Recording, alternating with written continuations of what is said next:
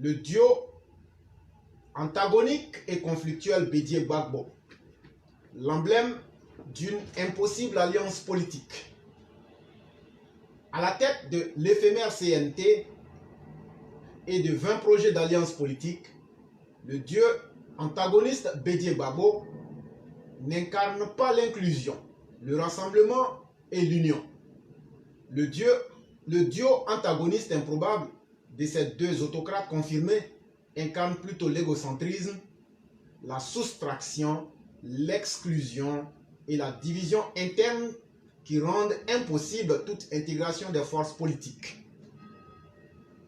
Cet exclusionnisme égocentrique mène toute tentative d'alliance interpartisane à la désunion finale et à la défaite électorale.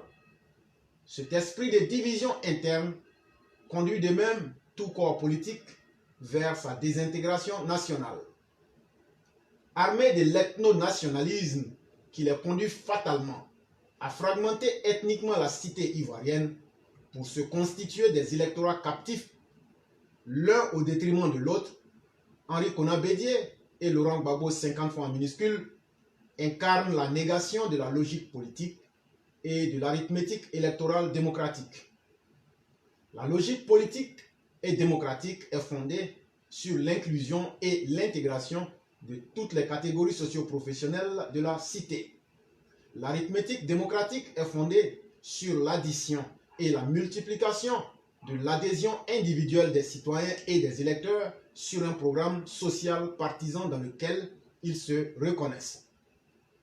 Or, en guise d'offre politique et de programme, M. Henri Konan Bédié et Laurent Gbagbo, 100 fois en minuscule, n'ont rien d'autre à faire prévaloir que leur ego et leur demande exclusive d'obtenir et de s'éterniser au pouvoir sans jamais donner de résultats aux Ivoiriens. Animés par l'esprit antidémocratique du patrimonialisme et du rapport de force, chacun entend récupérer pour soi le pouvoir d'État dont il estime avoir été injustement désapproprié en décembre 1999 et en décembre 2010. Cette vanité et l'ego qui se met au centre en excluant est matérialisé par la vacuité programmatique de cette improbable alliance politique. Elle demeure jusqu'à ce jour un flactus voxis, une simple proclamation. Et elle le demeurera. Article signé Alexis Diette. Sujet numéro 4. La place de la Côte d'Ivoire dans la restructuration géopolitique du monde. Comment garder le cap de la démocratie pluraliste conquise de haute lutte contre l'autocratie en décembre 2010. Par son histoire et son tissu sociologique, la Côte d'Ivoire n'a pas vocation à être en Afrique de l'Ouest la succursale servile d'une internationale des autocraties. Elle a vocation à être un acteur souverain du monde libre des démocraties pluralistes. Les citoyens ivoiriens sont donc appelés à garder le cap de la démocratie.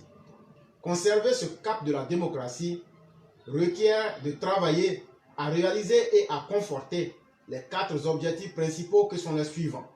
1. Les Ivoiriens doivent travailler à ce que le pouvoir d'État soit exclusivement alloué par élection au suffrage universel à la majorité des voix provenant des urnes. Petit 2.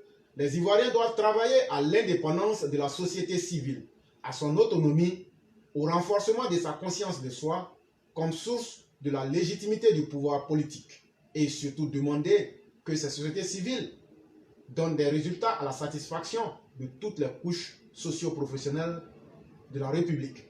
Petit 3.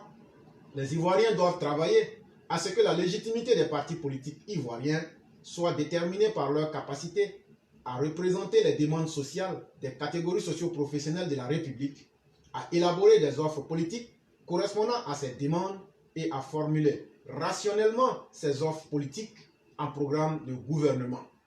Et le dernier, petit 4, les Ivoiriens doivent travailler aux moyens du suffrage universel et du respect du principe démocratique, de reddition des comptes, afin de veiller à ce que l'État ivoirien reste un agent de développement et d'intégration nationale au service de tous les Ivoiriens. Alexis Diet.